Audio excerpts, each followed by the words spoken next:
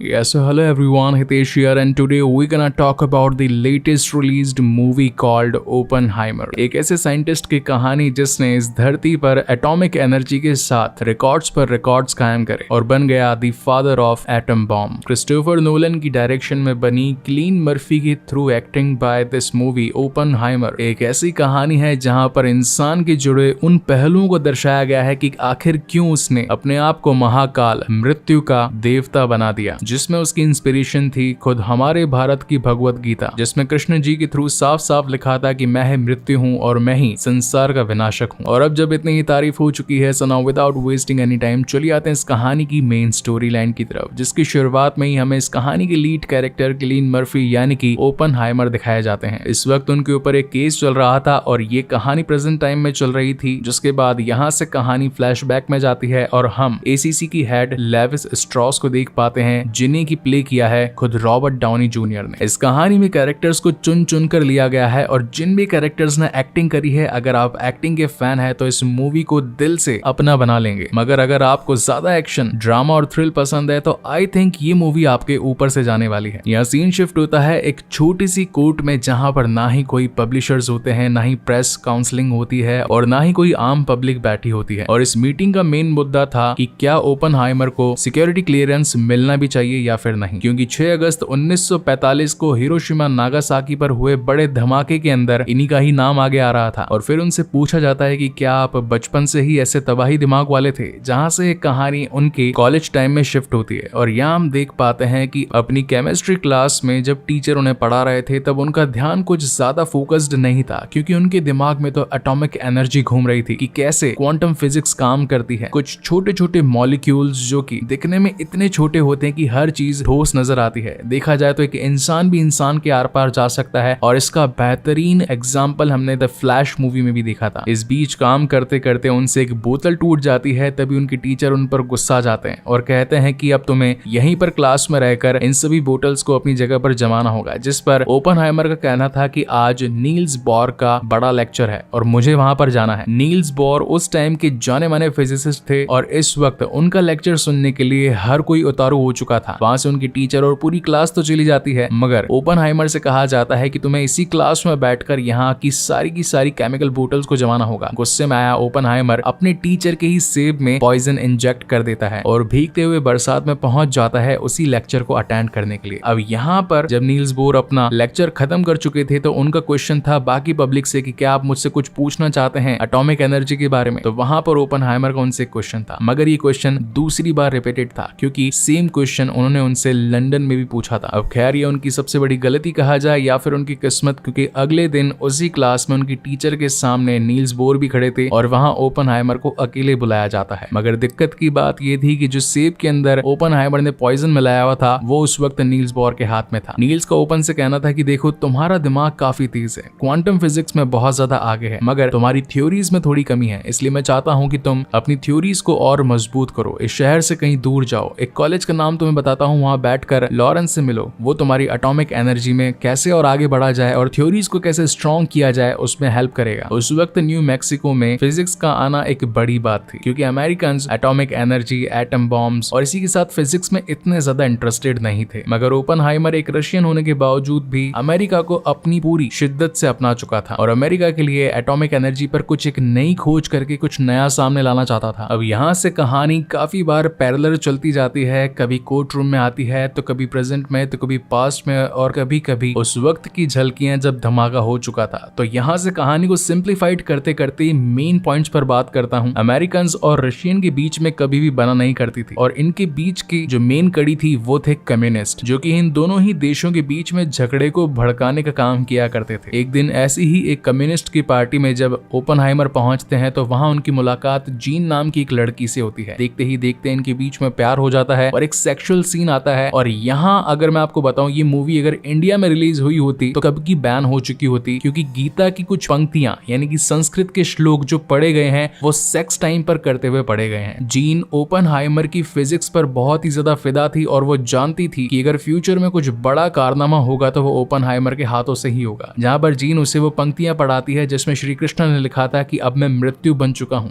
विनाश का कारक हूँ, सभी का अंत मुझसे ही होगा। अब इन लाइन्स को सुनकर कुछ लोग कहेंगे कि क्या सिर्फ उस किताब को पढ़ लेने से ही ओपनहाइमर ने अपने आप को मृत्यु का कारक बना लिया, तो ऐसा नहीं है। जीवन में आगे बढ़ने के लिए छोटी छोटी प्रेरणाओं का होना भी जरूरी होता है, और उन्हीं में से यही वो कुछ लाइंस थी जिन्हें ओपनहाइमर ने अपने दिमाग में बैठा लिया था। कुछ दिनों बाद ओपनहाइमर की मुलाकात लॉरेंस से होती है, जो कि एटॉमिक बॉम्ब पर फिजिकली एक्सपेरिमेंट कर रहा था। अब जहां कुछ थ्योरीज ओपनहाइमर की गलत साबित हो रही थी, वहीं फिजिकल एक्सपेरिमेंट कामयाब होते नजर आ रहे थे। इसी के चलते बहुत साल आगे निकलते हैं और यहाँ ओपनहाइमर की मुलाकात केटी हाइमर से होती है, यानी कि उनकी होने वाली पत्नी। रिलेशंस बढ़ जाते हैं और इनकी शादी भी हो जाती है। इन बिटवीन उनके रिलेशनशिप जीन से भी थे और वो कई बार उसके साथ मिलने के लिए भी जाया करते थे और साथ में सेक्स किया करते थे। मगर जीन हमेशा से ओपनहाइमर से कहती थी कि तुम्हें मेरे पास ही रहना चाहिए, मैं मेंटली डिस्टर्ब हूँ। लेकिन ओपनहाइमर का कहना था कि अब मेरी शादी हो चुकी है, हम एक रिलेशनशिप में साथ नहीं रह सकते, इसलिए तुम्हारा और मेरा अब दूर हो जाना ही बेहतर है। और एक दिन ओपनहाइमर के ऑफिस में पहुंच जाते हैं ग्रोव्स, जो कि यूएस जनरल थे। उनका कहना था कि रशिया से हमें कुछ गुप्त सूत्रों से मालूम चला है कि वो लोग भी एटॉमिक एनर्जी या फिर एटॉमिक बॉम्ब पर काम कर रहे हैं। अगर हमसे पहले उनके पास ये विश्व ताकत आ गई तो हमारा खात्मा होने में कुछ पल ही लगेंगे। और मैं समझता हूँ कि इस एटॉमिक साइंस में आपसे बढ़िया साइंटिस्ट और कोई नहीं है, इसलिए मैं चाहता हूँ कि आप हमारे लिए भी एक ऐसा ही बॉम्ब बनाएं। मगर इस काम के लिए लगने वाली थी एक बहुत बड़ी जगह, काफी सारे साइंटिस्ट और बहुत सारा पैसा। जिसके बाद अपने ही रिसोर्सेज से ओपनहाइमर कुछ साइंटिस्ट की टीम बनाता है और एक लॉस एल्मोस नाम की जगह पर, जो कि कभी पहाड़ों और खेतों जैसी लगा करती थी, वहां पर एक नकली शहर बसाया जाता है, ताकि साइंटिस्ट तो तभी खुश रहेंगे जब उनकी फैमिलीज उनके पास रहेगी, और जब खुले दिमाग से काम होगा तो रिजल्ट्स भी प्यारे नजर आएंगे। एक दिन अपनी इक्वेशंस के चलते एडवर्ड नाम का एक शख्स उनके पास आता है और बताता है कि अगर एटॉमिक एनर्जी के अंदर इतनी सी भी गलती हुई तो एक ब्लैक होल क्रिएट हो जाएगा और धीरे धीरे वो सारी की सारी तबाही आसपास के पूरे क्षेत्र यानी कि एरिया को अपने अंदर कवर कर लेगा। इस बात की पुष्टि करने के लिए ओपनहाइमर एल्बर्ट आइंस्टाइन से जाकर मिलते हैं, जहां पर उनका कहना भी सेम था कि अगर तबाही हुई तो एक बड़े पैमाने पर होगी। अगेन यहाँ से सीन कोर्ट रूम में शिफ्ट होता है, बातें ही बातें चलती रहती है, एक दूसरे पर इल्जाम लगाया जाता है। कोई कहता है कि आखिर आपने अकॉर्ड पास ही क्यों किए इतने बड़े बॉम्ब को बनाने के लिए, तो कोई कहता है कि नेशनल सिक्योरिटी के लिए ये सब कुछ करना जरूरी था, क्योंकि अगर दुश्मन देश हमसे आगे निकल जाता तो हमारा खात्मा होना तो बस कुछ पलों की ही बात होती। इस पूरे काम को करने में इन्हें करीब 2 साल से ऊपर का वक्त, ऊपर से $2 अरब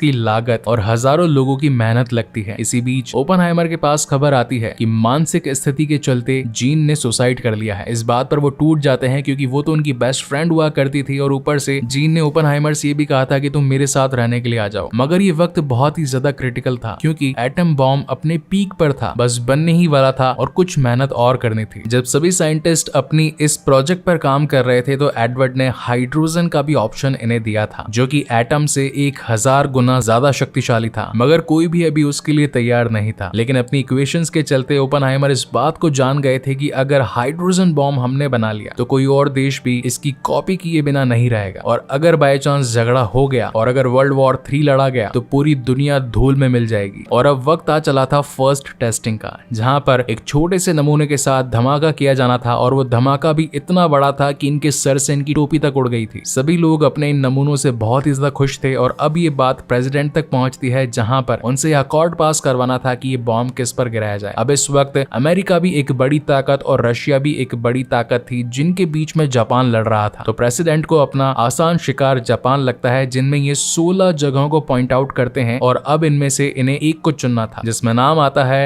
हिरोशिमा नागासाकी। अब यहाँ पर थोड़े से एटम्स के बारे में एक्सप्लेनेशन हो जाए। बेसिकली एटम्स जो होते हैं ये फ्यूजन्स पर काम करते हैं। जब तक एक फ्यूजन रिएक्शन नहीं होगा तब तक एटॉमिक एनर्जी अपने फुल पोटेंशियल पर नहीं आ पाएगी। और इस चेन रिएक्शन में जो सबसे खास केमिकल या फिर सबसे खास चीज जो काम में आती है वो होता है प्लूटोनियम। लेकिन दिक्कत की बात ये थी कि अगर बारिश आ जाए, पानी गिर जाए, तो फिर फ्यूजन रिएक्शन होने में मुसीबतें आ सकती है। और जिस दिन इनकी फाइनल टेस्टिंग थी उस दिन बरसात आ जाती है। मगर अगले ही दिन जनरल ग्रोव्स को न्यूयॉर्क पहुंचकर सारी की सारी इंफॉर्मेशन देनी थी कि क्या हमने इतने सालों में मेहनत करके जो चीज बनाई है वो सचमुच काम भी करती है या नहीं। और इस आखिरी दिन के कुछ घंटों पर ही इतने सारे लोगों की उम्मीदें टिकी हुई थी। और फिर जाके फाइनली वो मोमेंट आता है जब सुबह के 5:30 बजे बरसात थोड़ी सी थमती है और सभी लोग अपनी सांसें थाम लेते हैं, और शुरुआत होती है एक ऐसे धमाके की जिसने विश्व में अपना नाम रच दिया। देखा जाए तो पूरी कहानी का सिर्फ ये एक ही एटम बॉम्ब का धमाका था, मगर ये धमाका इतना बड़ा था कि मीलों दूर बैठे हुए लोगों के सर से टोपियां उड़ गई, इनफैक्ट धरती तक हिल चुकी थी। अपने इस प्रोजेक्ट मैनहट्टन मैनहट्टन में कामयाब होने के बाद में यूएस गवर्नमेंट तैयार थी इस बॉम्ब को हिरोशिमा पर गिराने के लिए। अब यहाँ मुझे एक्सपेक्टेशंस थी कि पुरानी फुटेजेस कुछ दिखाई जाएंगी कि जब वो बड़ा बॉम्ब एक एरोप्लेन के थ्रू हिरोशिमा पर गिराया गया था तो उसका विस्फोट कितना बड़ा था, लेकिन यहाँ ऐसा कुछ दिखाया नहीं गया। सिर्फ डायरेक्टली रिजल्ट्स पर बात हुई कि जब हिरोशिमा पर ये बॉम्ब गिरा तो करीब 2,20,000 लोग मारे गए। इस खबर से हालांकि यूएस गवर्नमेंट बड़ी खुश थी, मगर अंदर ही अंदर ओपनहाइमर इस बात से दुखी थे कि उन्होंने कई सारे परिवार उजाड़ दिए, माओ से उनके बच्चे छीन लिए, बच्चों से उनका फ्यूचर छीन लिया। इनफैक्ट वो हादसा कितना ज्यादा दर्दनाक था, उनकी आंखों के सामने बस वही मंजर घूम रहा था। जिसके कुछ दिन बाद ओपनहाइमर को डायरेक्टली प्रेसिडेंट के साथ एक मीटिंग के लिए बुलाया जाता है, जहां पर ओपनहाइमर का उनसे कहना था कि देखिए हमने इस टेक्नोलॉजी पर जीत तो हासिल कर ली है, मगर मैं चाहता हूं कि हम इसका प्रोडक्शन यहीं रोक दें, क्योंकि अगर ऐसे और बने तो दूसरे देश हमारा मुकाबला करने के लिए ऐसे ही और बॉम्ब्स बनाएंगे, और बाय चांस अगर झगड़ा हो गया तो लाखों नहीं बल्कि करोड़ों लोग, इनफैक्ट मासूम लोग मौत के घाट उतर जाएंगे, जिनमें खून के रंगे हाथों का श्रेय जाएगा सिर्फ और सिर्फ ओपनहाइमर को। जिसमें प्रेसिडेंट कहते हैं कि ये बॉम्ब तुमने नहीं बल्कि मैंने गिरवाया है, हाथ तुम्हारे नहीं बल्कि मेरे रंगेंगे, और इस पर फ्यूचर में भी और काम होता रहेगा। अब यहाँ से कहानी कंप्लीटली कोर्ट रूम पर शिफ्ट हो जाती है, जहां पर सभी वकील, सभी पुलिस वाले और इनफैक्ट सारे के सारे साइंटिस्ट इन पर दलीलें देने लगते हैं कि आखिर कौन कौन कैसे जुड़ा हुआ था इस प्रोजेक्ट में, किसका क्या योगदान था। और यहाँ एंड में हमें पता चलता है कि स्ट्राउस यानी कि रॉबर्ट डाउनी जूनियर, जो कि एक एंटी पर्सनालिटी के रूप में काम कर रहे थे इस मूवी में, 2 बार उनकी इंसल्ट हुई थी थ्रू